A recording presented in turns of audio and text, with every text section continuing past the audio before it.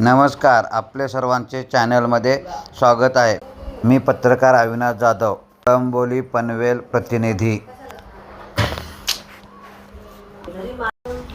महाराष्ट्राचे आराध्य दैवत श्री छत्रपती शिवाजी महाराज यांची 392वी जयंती 19 फेब्रुवारी रोजी सकल मराठा समाज नवी मुंबई व शिवजन्मोत्सव सोहळा 2016 नवी मुंबई यांच्या संयुक्त विद्यमाने तेरणा चॅरिटेबल ट्रस्ट यांच्या डेंटल कॉलेज ऑडिटोरियममध्ये मोठ्या उत्साहामध्ये साजरा करण्यात आला. शिवजयंतीच्या निमित्ताने सकल मराठा नवी मुंबई या संस्थेकडून दरवर्षी या शिवजयंतीचे आयोजन केले जाते. या आयोजनात सर्व स्तरातील मान्यवर उपस्थित अस्मत्सव समितीतर्फे या शिवजयंतीला विविध क्षेत्रात उल्लेखनीय काम केलेल्या अधिकाऱ्यांचा व सामाजिक काम करणाऱ्या समाजामधील काम केलेल्या समाजसेवकांचा शिवसन्मान करून त्यांना पुरस्कार देण्यात आला. या पुरस्काराचे मानकरी आपल्या कोकण विभागाचे विभागीय आयुक्त डॉक्टर श्री विजय सूर्यवंशी यांनी उपस्थित राहून शिवसन्मान पुरस्कार स्वीकारला.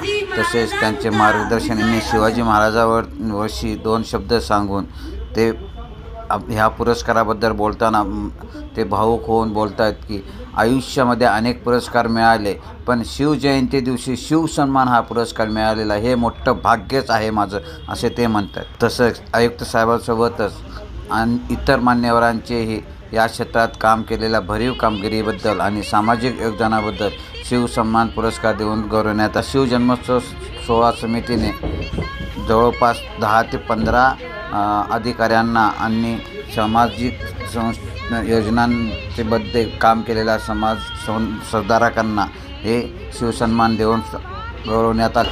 सकल मराठा समाज नवी मुंबई आणि शिवजन्मोत्सव सोहळा समिती नवी मुंबई व तेरणा रक्तपेढी यांच्या संयुक्त विद्यमाने रक्तदान शिबिरही करण्यात आले.